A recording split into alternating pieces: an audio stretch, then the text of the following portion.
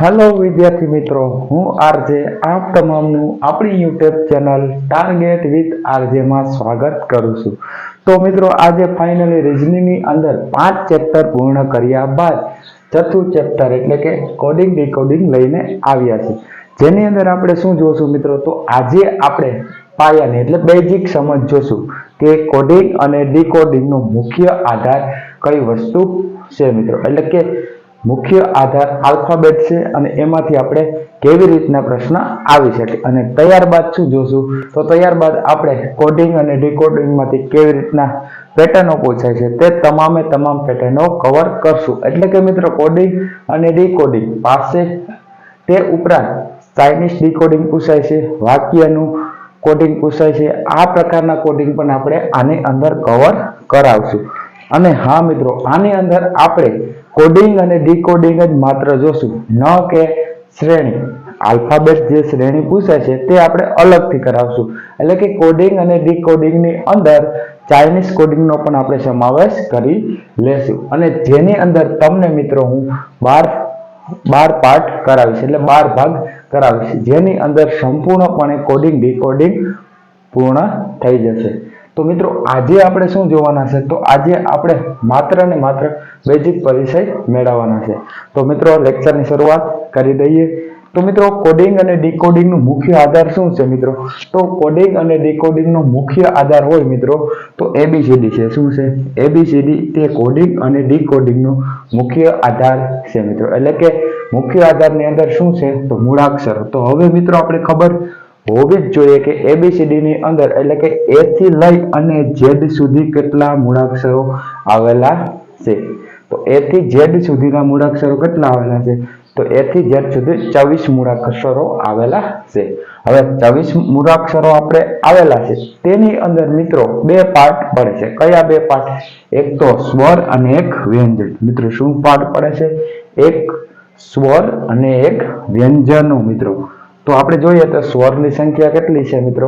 તો 24 માંથી 5 સ્વર છે અને 21 શું છે? તો 21 વ્યંજનો છે। હવે સ્વર છે તો સ્વરને પણ આપણે મિત્રો જાણી જઈએ, કેમ કે શ્રેણીની અંદર અથવા તો કોડિંગ ડીકોડિંગમાં પૂછી શકે અમુક સમયે। તો આપણે સ્વર જોઈએ કયા છે? તો એક તો એ શું છે? સ્વર છે। ત્યાર પછી બીજો સ્વર હોય તો ઈ છે, ત્રીજો સ્વર આઈ છે, ચોથો સ્વર ઓ છે અને પાંચમો સ્વર યુ છે મિત્રો। આ શું છે? તો આ 5 આલ્ફાબેટ એટલે કે સ્વર મિત્રો છે। બાકીના જે વધેલા છે તો તે શું છે? તો વ્યંજન છે। આવી રીતના 5 સ્વરો અને 21 વ્યંજનો થઈ અને આલ્ફાબેટ એટલે કે મૂળાક્ષરો બને છે, અને બને છે અને ટોટલ કેટલા થાય છે? તો ટોટલ એટલે કે એ થી લઈ અને ઝેડ સુધી કેટલા થાય છે? તો 24 મૂળાક્ષરો થાય છે। અને મોસ્ટ ઓફલી કોડિંગ ડીકોડિંગ આના ઉપર જ આધાર રાખે છે। તો મિત્રો આજે આપણે જોઈએ કે કેવી રીતના તમને પ્રશ્ન આવી શકે। તો પ્રથમ તો તમારે શું કરવાનું? તો પ્રથમ તો તમારે આ વસ્તુ ખબર હોવી જોઈએ। કઈ વસ્તુ? તો તમને એ થી લઈ અને ઝેડ સુધીનો ક્રમ ખબર હોવો જોઈએ કે મિત્રો તમારે આ વસ્તુ પાકું કરવું જ પડશે મિત્રો, કે એ કેવી રીતના ક્રમ, એટલે કે એ છે તો એ તમને ઉપર સૂચના આપેલી જ હશે કે એ થી ઝેડ સુધી અથવા તો ઝેડ થી એ સુધી, એવી રીતના તમને સૂચના આપેલી જ હશે। અથવા તો એવું આપેલું છે એ બરાબર 1 અને ઝેડ બરાબર 24। તો તમારે શું કરવાનું? તો તેને એ એટલે 1 થશે, બી એટલે 2 થશે, સી એટલે 3 થશે, ડી એટલે 4 થશે અને ઝેડ એટલે કેટલા થશે? 24 થશે। એટલે આનો અર્થ શું થયો? તો તેનો આગળથી કોડ તમારે લેવાનો થશે। એટલે કે કેવી રીતના? તો આવી રીતના તમને કોઈ પણ પ્રકારનો આપી દેશે, જેમ કે આઈ છે તો તમને સીધો પણ આઈ નો કોડ પૂછી શકે, અથવા તો આની અંદર પણ કેવી રીતના પૂછી શકે? આઈ છે અને જે છે આવી રીતના 2 આપેલું હોય બરાબર, અને પછી શું આપેલું હોય? તો આઈ અને ઝેડ 19 આપેલા હોય અને તમને કોઈ વસ્તુ પૂછી નાખે કે એલ એમ બરાબર કેટલા, આવી રીતના પણ પરીક્ષાની અંદર પૂછાઈ શકે। તો તમારે શું કરવું પડે? તો તમારે અહીંયા જોવું પડે કે તમારે 19 કેમ આવ્યા। અહીંયા તમને પ્રશ્ન થવો જોઈએ કે 19 કેવી રીતના આવ્યા। તો આપણે જોઈએ તો 19 કેવી રીતના આવ્યા? તો તો 19 ની અંદર I આપેલો છે મિત્રો અને એક J આપેલો છે. હવે I નો ABCD ની અંદર આપણે ક્રમ જોઈએ તો I નો ક્રમ કેટલામો છે? તો I નો ક્રમ કેટલામો છે? I નો ક્રમ 9મો છે. તે ક્યાંથી છે? આગળથી.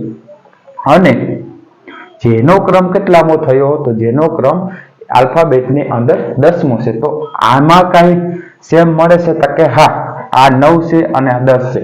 તો બંનેનો જ્યારે સરવાળો થાય તો આપણે 19 મળે. તો હવે આનું પણ એવી રીતના થશે. તો અહીંયા L આપેલો છે તો L નો ક્રમ તમારે યાદ હોવો જોઈએ. લબાડ L એટલે કેટલા થશે? 12 થશે અને M એટલે કેટલા થશે? 13 થશે. તો 12 ને 13 કેટલા થશે? તો 12 ને 13 25 થશે. કેટલા થશે? 25 થશે. તો આવી રીતના તમને સીધા કોડિંગ દ્વારા એટલે કે સીધા એટલે કે A થી લઈ અને Z સુધી જ્યાં A બરાબર 1 હશે અને Z બરાબર 24 હશે, આવી રીતના તમને દાખલા પરીક્ષાની અંદર કોડિંગ થી પૂછી શકે. હવે મિત્રો આપણે બીજી રીતના જોઈએ કે બીજી રીતના કેવી રીતના પૂછી શકે. તો હવે તમને શું આપેલું હશે મિત્રો? તો તમારે શું યાદ આપેલું હશે? તો અહીંયા તમને Z થી લઈ અને A સુધીનો ક્રમ પૂછવામાં આવશે. કેવી રીતના? Z થી લઈ અને A સુધીનો. એટલે કેવી રીતના? તમને અહીંયા એવું આપેલું હશે કે Z બરાબર 1 અને A બરાબર 24. તો અહીંયા શું કરવાનું મિત્રો? તો અહીંયા એક વસ્તુ તમારે કરવાની. કઈ વસ્તુ? કે અહીંયા આપણે વિચારી જ લેવાનું કે જો આલ્ફાબેટ ની અંદર 24 અક્ષર છે તો ઊંધો ક્રમ પૂછેલો છે. ઊંધો ક્રમ એટલે કેવી રીતના? તો તેણે A બરાબર 24 લીધેલા છે અને Z બરાબર 1 લીધેલા છે. તો હવે તમને આનામાંથી એક દાખલો પૂછી શકે. કેવી રીતના પૂછી શકે? તો અહીંયા તમને એવું પૂછી શકે કે dt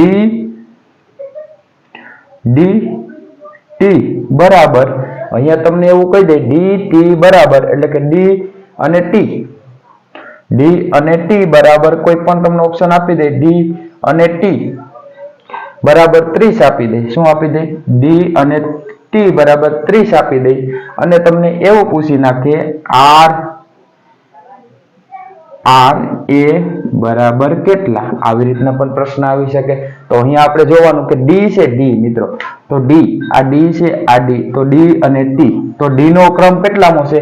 આમાં આપણે જોઈએ તો d નો ક્રમ કેટલામો આપેલો છે?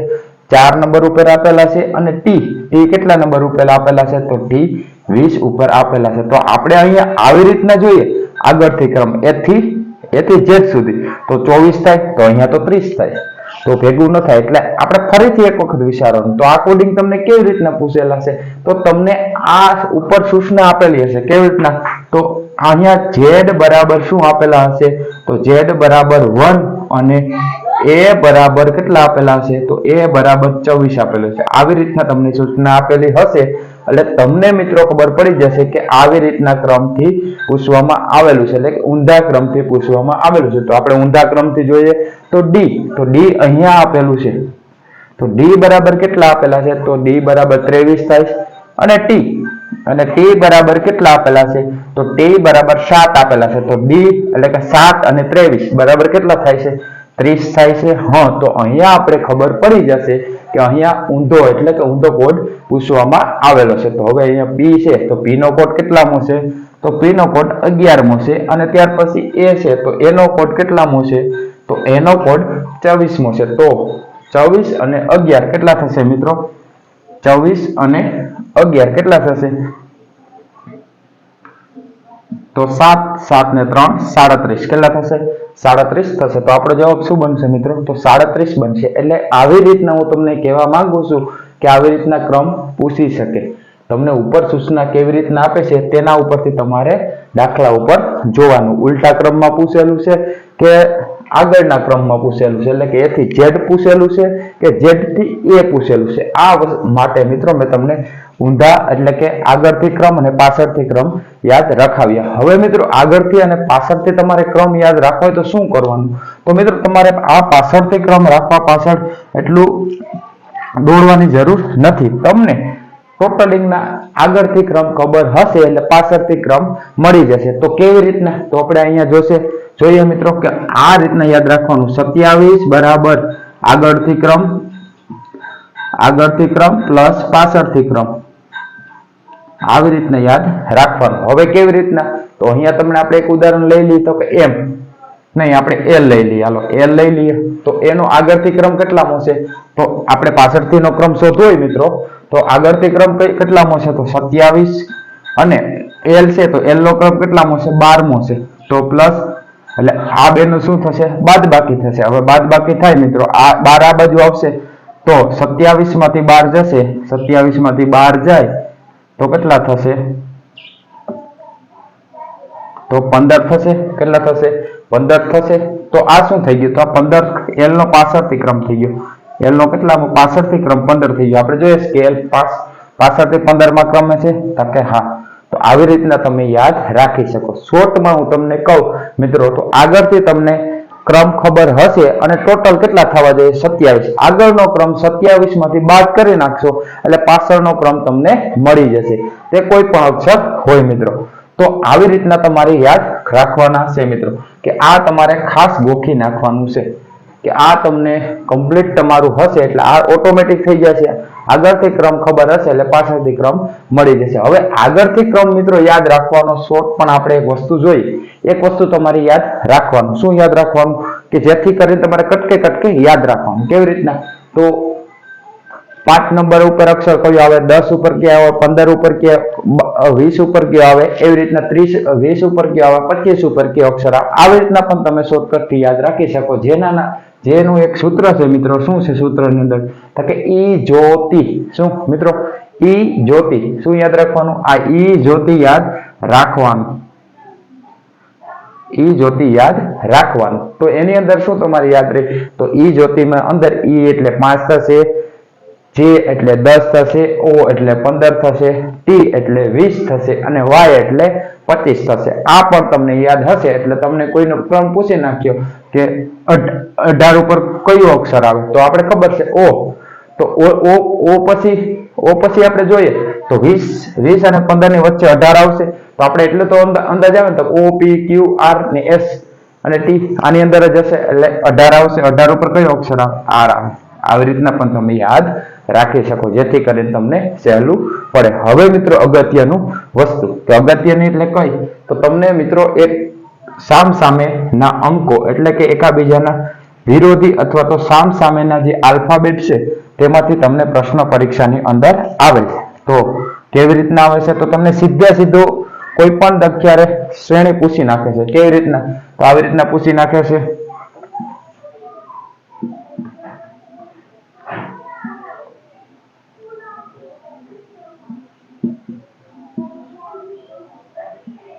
પછી આવી રીતના પૂછી નાખે તો તમે શું કરો મિત્રો? તો અહીંયા આપણે ખબર જ છે મિત્રો સી છે તો સી પછી શું આવશે?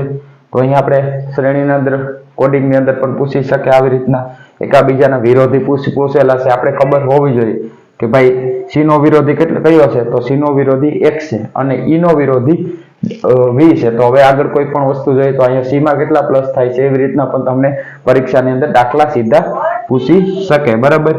તો હવે આની અંદર મિત્રો આપણે એક વસ્તુ જોવાનું છે કે આ યાદ તમારે કેવી રીતના રાખવા. તો આ યાદ રાખવા માટે શું કરવું પડે? તો આપણી એક શોર્ટકટ છે કે કેવી રીતના આપણે યાદ રાખવા અને શું કરવું પડે મિત્રો. તો આની અંદર એક વસ્તુ યાદ રાખવાનું કે આઝાદ નામનો છોકરો હતો. શું હતો? આઝાદ નામનો છોકરો હતો એટલે કે એઝેડ થઈ ગયું આઝાદ. હવે શું કીધું? બોય એટલે શું થઈ ગયું? BY થઈ ગયું. આઝાદ નામનો છોકરો હતો. તે શું કર્યો? CX એટલે તેણે શું પહેરેલો હતું? તો ચેક્સ વાળો શર્ટ પહેરેલો હતો અને ચેક્સ વાળો શર્ટ પહેરી અને ક્યાં ગયો? તો ડી ડબલ એટલે કે ક્યાં ગયો? તો દ્વારકા ગયો. અને દ્વારકા ગયો મિત્રો તો દ્વારકા શેમાં ગયો? તો તે દ્વારકા ઈવી એટલે ઇલેક્ટ્રિક વાહન લઈને ગયો. એટલે ઇલેક્ટ્રિક વાહન લઈને આપણે ગયા હોય મિત્રો તો આપણે ફ્યુલનો ખર્ચો ન થાય એટલે કે આપણે ફ્યુલ એમાં પૂરતા નથી. એટલે ઇલેક્ટ્રિક વાહન લઈને ક્યાં ગયો? તો તેમાં ફ્યુલથી ઝંઝટ ન હતી. અને જેવો તે દ્વારકા ગયો તો ત્યાં તેને શું મળ્યું? તો ત્યાં તે ક્રિકેટર હતો મિત્રો. ક્રિકેટનો શોખીન હતો. તો તેણે શું જોયું?